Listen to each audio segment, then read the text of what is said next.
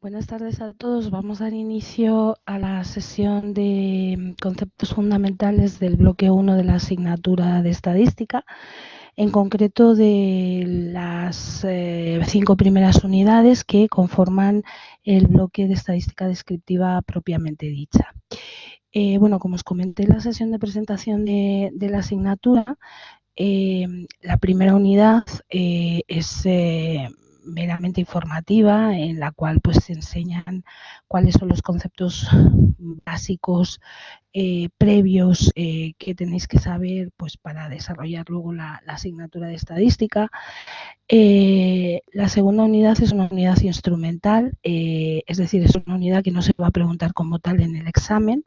Sin embargo, sí que es necesaria saberla porque hay conceptos como por ejemplo las frecuencias absolutas acumuladas que son necesarias calcularlas a la hora de obtener la mediana de datos agrupados en intervalos, ¿vale? Por tanto, la unidad 2 sería una unidad instrumental y ya pasaríamos a la unidad 3, bueno, a las unidades 3, 4 y 5, que son las unidades que sí que tienen conceptos que van a caer en el examen. Y ahora lo que vamos a ver son cuáles son esos conceptos, en qué nos tenemos que centrar y cómo debemos estudiarlos. Entonces, de la unidad 3, que son las medidas de tendencia central, nos vamos a enfocar en el estudio de la media, la mediana y la muda. La media, entendiéndola como la media aritmética. Lo primero que tenemos que hacer a la hora de calcular la media aritmética, que como sabéis pues es una medida de tendencia central que indica pues el centro geométrico de los datos, es decir, es un dato representativo del conjunto de datos que estamos analizando. Pues como os decía, lo primero que tenéis que tener en cuenta a la hora de calcular la media aritmética es la distribución de datos de la que partimos, es decir, si los datos vienen agrupados en intervalos o vienen sin agrupar y por tanto si tienen frecuencias absolutas unitarias o bien tienen frecuencias absolutas diferentes de la unidad. Entonces, en función de que sean un tipo de datos u otro, pues a la hora de calcular la media tendremos que aplicar una fórmula u otra. ¿Cómo me pueden pedir a mí la media aritmética de una distribución? Pues como calcular la media aritmética directamente o bien pues como adjetivo de la variable que estoy analizando, calcular el salario medio, la edad media, el número medio, etcétera. Pero también me lo pueden pedir como calculan centro de gravedad de la distribución, ¿vale? El centro de gravedad es la media aritmética de los datos. Si bien es cierto que la media aritmética no es la única media que hemos visto en las unidades, porque bueno, hay otras medias como la media geométrica, la media armónica, la media cuadrática. Nosotros de cara al examen final nos vamos a centrar en el estudio exclusivamente de la media aritmética. ¿Eso qué quiere decir? Pues que independientemente del tipo de variable que esté analizando, ¿vale? De cara al examen final, si me preguntan el salario medio, el tipo de interés medio, etcétera, etcétera, yo voy a calcular la media aritmética. Aunque vosotros tenéis que saber que para determinados tipos de variables, como puede ser los tipos de interés, los porcentajes, es decir, todas aquellas variables cuyos datos vienen expresados porcentualmente, ¿vale? Son variaciones porcentuales, pues la media adecuada es la media geométrica. Y cuando hablo de productividades, de rentabilidad, de rendimientos productivos, la media adecuada es la media armónica. Bien, pues a pesar de esto, ¿vale? Si en el examen me preguntan una media asociada a un tipo de interés o a una productividad, yo calcularé la media aritmética porque es la única media que entra de cara a la realización del examen, ¿vale? Esta media no sería la más ajustada, pero sería una medida de tendencia central válida que podría utilizar teniendo en cuenta en la vida real que si yo trabajo con tipos de interés, la media que tengo que calcular sería la media geométrica. Vale. Después de la media, otro concepto fundamental a tener en cuenta es la mediana, ¿vale? La mediana es el valor central de los datos, es decir, es la media física, ¿vale? El valor que se sitúa exactamente en el centro de los datos y que por tanto deja tanto a su derecha como a su izquierda el 50% de los valores, ¿no? A su derecha estará el 50% de los valores mayores y a su izquierda estará el 50% de los valores menores. Como siempre, bueno, como en el caso de la media, para calcular la mediana lo primero que tenemos que hacer es fijarnos en qué tipo de datos tenemos. Si son datos o sea, sin agrupar en intervalos, y si son, perdón, datos agrupados en intervalos. En un caso o en otro, el cálculo de la media es muy distinta. De hecho, cuando nosotros tenemos datos agrupados en intervalos, bueno, tenemos que, para calcular la mediana, perdón, tenemos que realizar un procedimiento de calcular la columna con las frecuencias absolutas acumuladas, luego a partir de ahí dividir el número total de datos entre 2, hacer una comparación y una vez que selecciono el intervalo en el que está la mediana, que es el intervalo mediano, pues o bien determino como mediana la marca de clase de ese intervalo o bien aplico una fórmula. Bien, de cara al examen, si se pregunta la mediana de datos agrupados en intervalos en un ejercicio, no sirve que como mediana me deis la marca de clase del intervalo, ¿vale? Tenéis sí o sí que dar el valor que se obtiene de la fórmula. Entonces, bueno, ¿cómo se calcula o sea, cómo nos pueden pedir la mediana en el examen o en cualquier enunciado? Pues lo pueden pedir directamente como la mediana.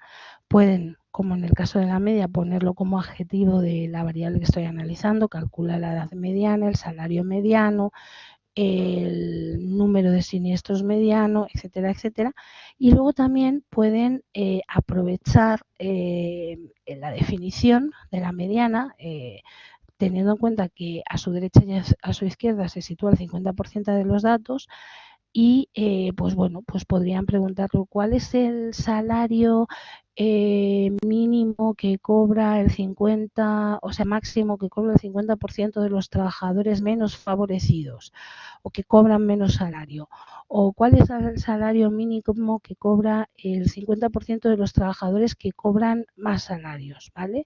Si bien lo miras por la izquierda o por la derecha, pues serían pues dos tipos, o sea, dos posibles enunciados que lo que estarían haciendo sería pedirme la mediana. Bien. Y por último, de la unidad 3 nos vamos a centrar en el estudio de la moda, ¿vale? La moda, igual que las otras dos medidas que acabamos de definir, es una medida de tendencia central y hace referencia al valor más frecuente, por tanto el valor que más veces se repite. Igual que en los otros dos casos, para calcular la moda tengo que fijarme en qué tipo de datos con qué tipo de datos estoy trabajando. Si son datos no agrupados en intervalos, con frecuencias diferentes de la unidad, porque si todas las frecuencias son unitarias, la moda no existe, o bien si son datos agrupados en intervalos. Entonces, en ese caso, para calcular la moda tengo que hacer una distinción muy importante y esa distinción es si los intervalos tienen todas la misma amplitud o no.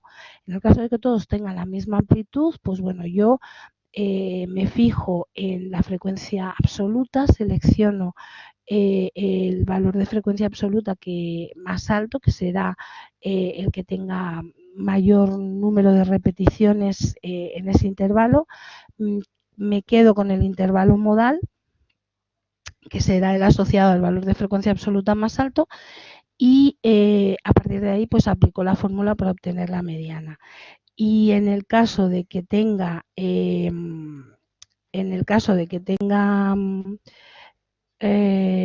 diferente amplitud los intervalos, pues entonces lo primero que tengo que hacer es calcular la columna de las densidades de frecuencia, seleccionar el mayor valor de densidad de frecuencia que va a ser el que me va a dar dónde está el intervalo modal y una vez que tenga seleccionado el intervalo modal, aplico la fórmula para calcular la moda con las densidades de frecuencia.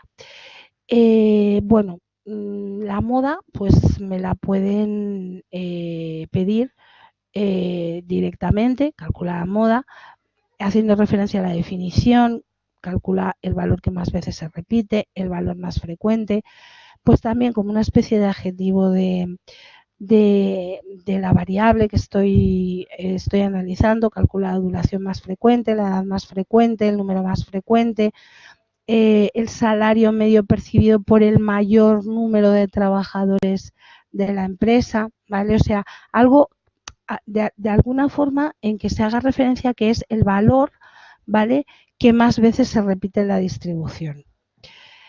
Bien, de la unidad 3, por tanto, nos quedaríamos con el estudio de la media, la mediana y la moda, media aritmética, mediana y moda, y con eso cerraríamos lo que entra para el examen de la unidad 3. Nos vamos a la unidad 4, que son las medidas de dispersión, y nos centraremos en el estudio de la varianza, la desviación estándar y el coeficiente de variación de Pearson. En cuanto a la varianza, pues lo que hace es medir la dispersión de los valores en torno a la media que hemos calculado, ¿vale? Es evidente que cuanto mayor sea la varianza, mayor será la dispersión, cuanto menor sea la varianza, menor será la dispersión, es decir, más parecidos serán los datos al valor medio que hemos calculado o menos parecidos si la varianza es más grande y, por tanto, habrá una menor o mayor homogeneidad. Si la varianza es mayor, habrá una menor homogeneidad o mayor heterogeneidad en los datos. Si la varianza es pequeña, habrá una mayor homogeneidad o menor heterogeneidad en los datos, ¿vale? ¿Cuál es el problema fundamental que tiene la varianza? Pues la varianza tiene un problema muy importante, que es una medida cuyo valor viene expresado en unidades al cuadrado. Es decir, yo para calcular la varianza cojo el valor, el dato, le resto la media y a la diferencia la elevo al cuadrado para de esa forma evitar que me salgan valores negativos en esa diferencia. Claro, si yo tengo euros y a los euros le resto euros, el resultado va a ser también euros, pero si los elevo al cuadrado, pues al final lo que tengo son euros al cuadrado y eso es algo que no puedo comparar con nada real, porque en la realidad no existen los euros al cuadrado, existen los euros, ¿vale? Por tanto, yo ante un valor de la varianza puedo decir que existe dispersión en los datos, pero no sé hasta qué punto puedo decir que es muy grande o muy pequeña, porque no tengo con quién compararla, ¿vale? Y además está expresada en unidades al cuadrado. Entonces, para resolver este problema se calcula la desviación estándar, ¿vale? La desviación estándar no es más que la raíz cuadrada positiva de la varianza y lo que hace es eliminar el problema de las unidades que dejan de estar al cuadrado y por tanto pasan a ser unidades que sí que se pueden comparar. Pero el problema de saber hasta qué punto la dispersión es grande o pequeña, al ser una medida absoluta no referida a nada, pues no puedo expresarlo con claridad, ¿vale? Entonces, para resolver este problema, aparece el coeficiente de variación de Pearson, ¿vale? El coeficiente de variación de Pearson es la desviación estándar entre la media y lo que hace es medir la representatividad de la media en la distribución de datos. Entonces, cuanto menor sea el coeficiente de variación de Pearson, mayor será esa representatividad. ¿Por qué? Pues porque ante un valor medio, ¿vale?, que está en el denominador, cuanto menor sea el numerador, que es la desviación estándar, menor dispersión habrá, ¿vale? Y por tanto, más cercano a cero estará ese cociente. Entonces, cuanto más cercano a cero esté el coeficiente de variación de Pearson, mayor representatividad habrá de la media. Eso querrá decir que los datos con los que estoy trabajando se parecen al valor medio que los está representando, por tanto la distribución es homogénea y por tanto hay poca dispersión, ¿vale? Y cuanto más cercano a 1 esté el coeficiente de variación de Pearson, pues sucederá lo contrario. Mayor dispersión habrá entre los datos porque esos datos se parecerán poco a la media y por tanto la varianza y la desviación estándar serán más elevadas. Otra utilidad que tiene el coeficiente de variación de Pearson y que es muy importante tener en cuenta es que cuando yo tengo diversos grupos, ¿vale? Diversas distribuciones de datos y me dicen que seleccione cuál de estos datos es mejor, yo no puedo seleccionar, ¿vale? Basándome en el que tenga menor varianza o el que tenga menor desviación estándar si las medias en los 3 grupos no son iguales, ¿vale?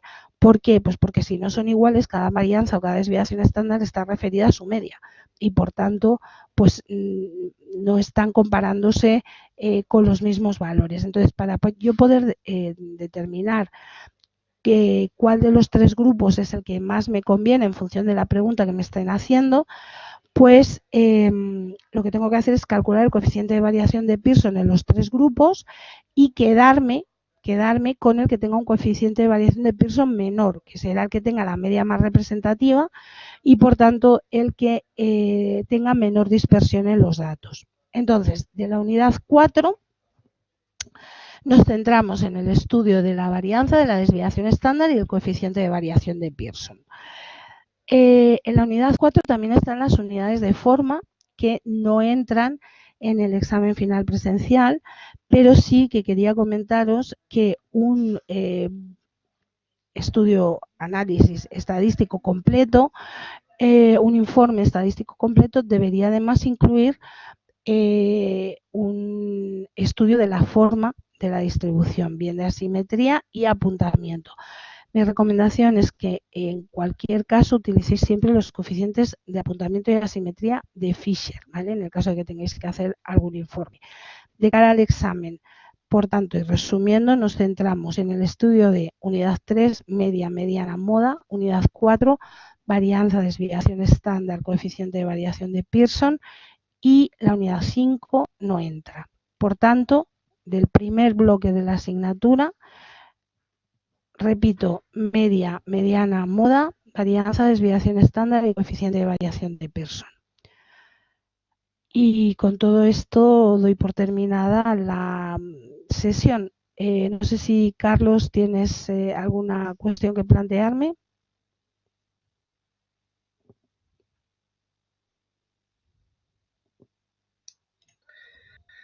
Sí, hola María, buenas tardes.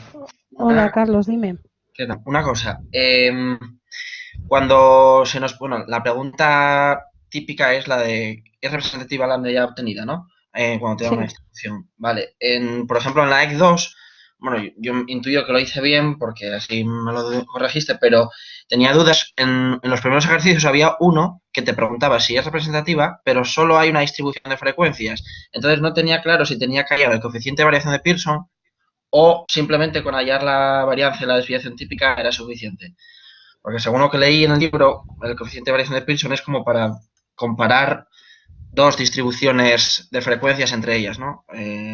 No, no solo, no solo. O sea, O para sea, una sola también vale, ¿no? claro, para medir la representatividad de la media siempre tienes que calcular el coeficiente de variación de Pearson porque la varianza es una medida absoluta, no está referida a nada.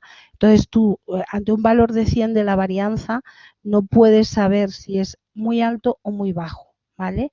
No vale. lo sabes, o sea. Entonces, lo único que te permite decidir si hay mucha o poca dispersión y por tanto si hay mucha o poca representatividad es el coeficiente de variación de Pearson.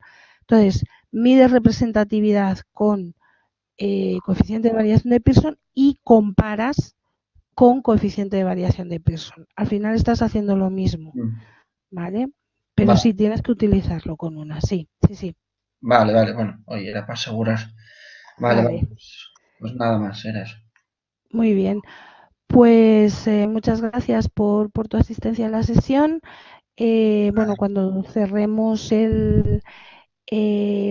las actividades, la actividad siguiente de las unidades 6 y 7, pues volveremos a hacer otra sesión centrándonos en los aspectos fundamentales de esas unidades y, como siempre digo, cualquier cuestión que tengáis, estoy a vuestra entera disposición para ayudaros a resolverla y sacar adelante la asignatura. Muchas gracias y buenas tardes. Buenas tardes, Carlos. Hasta luego. Hasta luego, María.